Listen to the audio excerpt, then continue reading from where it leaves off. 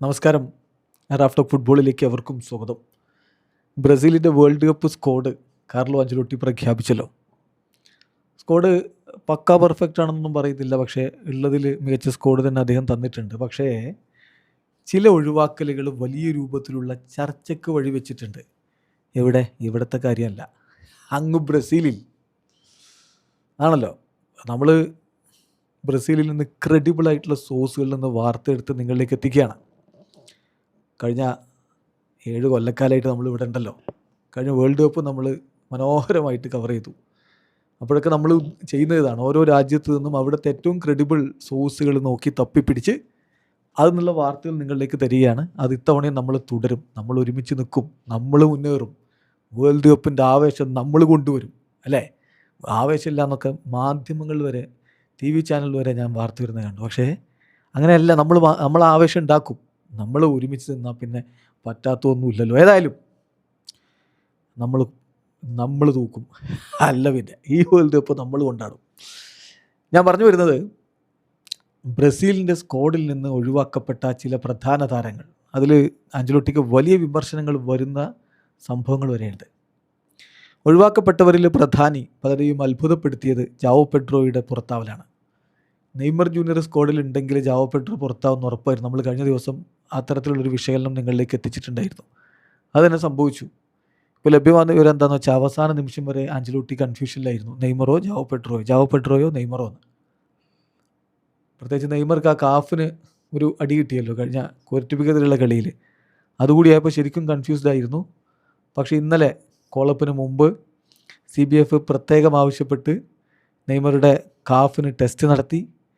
അതിൽ ടെസ്റ്റിൽ പ്രശ്നമൊന്നുമില്ല എന്ന് കണ്ടപ്പോഴാണ് നെയ്മർ ഉൾപ്പെടുത്തി ജാവോ പെഡ്രോ ഒഴിവാക്കിയത്. തീർച്ചയായിട്ടും ജാവോ പെഡ്രോയെ സംബന്ധിച്ചിടത്തോളം വലിയ നിരാശയുണ്ടാക്കുന്ന കാര്യം തന്നെയാണ്. ചില ബ്രസീലിയൻ ഫുട്ബോൾ എക്സ്പേർട്ടുകൾ പറഞ്ഞത് ഫുട്ബോളിൻ്റെ ക്രൂരമുഖം ജാവോ പെഡ്രോ കണ്ടു എന്നാണ്. ജാവോ പെഡ്രോയുടെ പ്രതികരണം വന്നത്, ഞാൻ എൻ്റെ ബെസ്റ്റ് എല്ലായ്പ്പോഴും കൊടുക്കാൻ വേണ്ടി ശ്രമിച്ചിട്ടുണ്ട്. അൺഫോർച്ചുനേറ്റ്ലി എൻ്റെ സ്വപ്നം, എൻ്റെ രാജ്യത്തെ വേൾഡ് കപ്പിൽ റെപ്രസെൻ്റ് ചെയ്യാനുള്ള സ്വപ്നം എനിക്ക് ഫുൾഫിൽ ചെയ്യാൻ പറ്റിയില്ല. പക്ഷെ ഞാൻ ശാന്തനും ഫോക്കസ്ഡുമായിട്ട് മുന്നോട്ട് പോകും, എല്ലായ്പ്പോഴും ചെയ്യാറുള്ള പോലെ തന്നെ.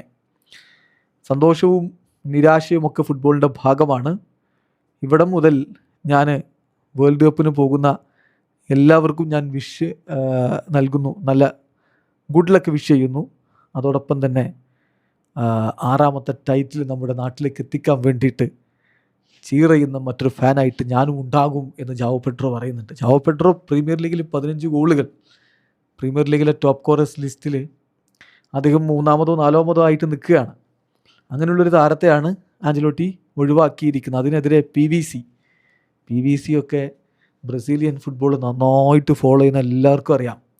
ഇനി അതല്ലാത്തവർക്ക് എന്ത് PVC, അത് പൈപ്പാണെന്നൊക്കെ ചോദിച്ചു വരും. അങ്ങനെ ചോദിക്കുന്നവനെ ചോദിക്കട്ടെ. പൗലോ വിനീഷ്യസ് കോയിലോ എത്ര തവണ കഴിഞ്ഞ വേൾഡ് കപ്പിലൊക്കെ അദ്ദേഹത്തിൻ്റെ കളി അവലോകനങ്ങളും നിരീക്ഷണങ്ങളൊക്കെ നമ്മൾ നിങ്ങളിലേക്ക് എത്തിച്ചിട്ടുണ്ട്, ഓർക്കുന്നുണ്ടാവും. ആ PVC പറയുന്നു ആഞ്ചലോട്ടി ചെയ്തത് ശരിയല്ല എന്ന്. അദ്ദേഹം പറയുന്നു, ആഞ്ചലോട്ടി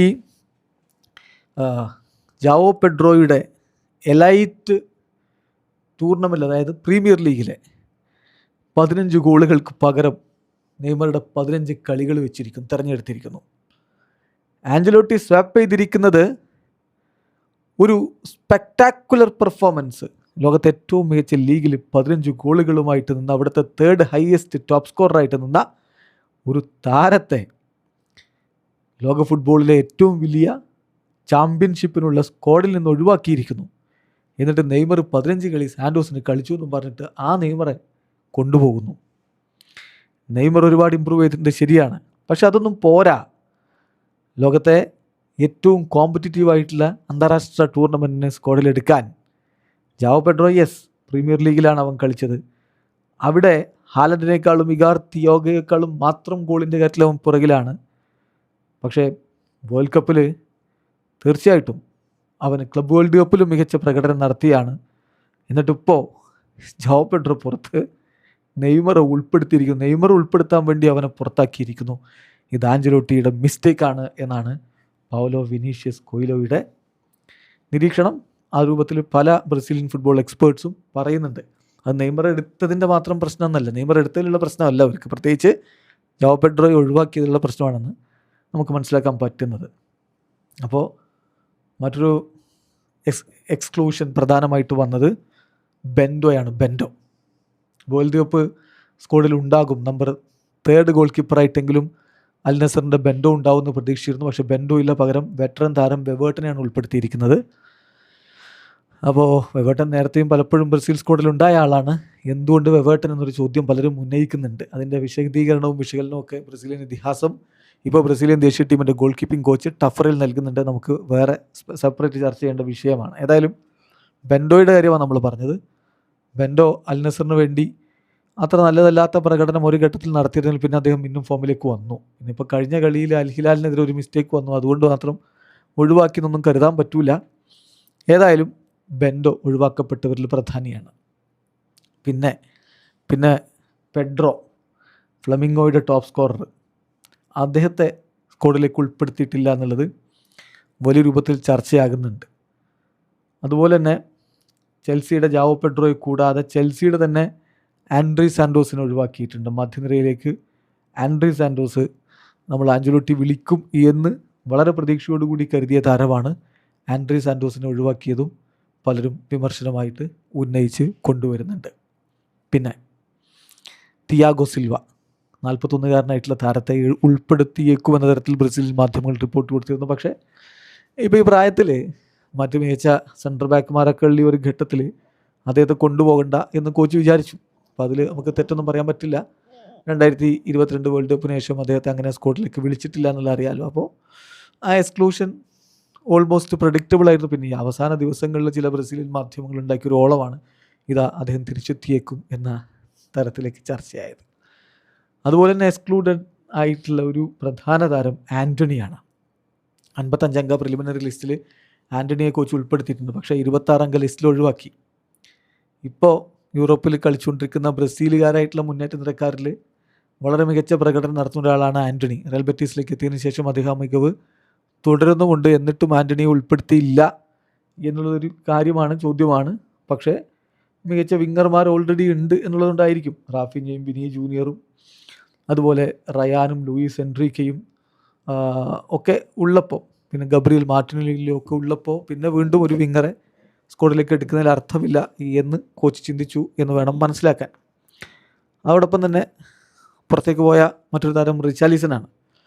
റിച്ചാലിസൺ അത്ര നല്ല ഫോമിലൊന്നുമല്ല. പക്ഷേ ആഞ്ചലോട്ടിക്ക് ഒരു പ്രത്യേക താല്പര്യം അദ്ദേഹത്തോട് ഉണ്ടാവുകയും പല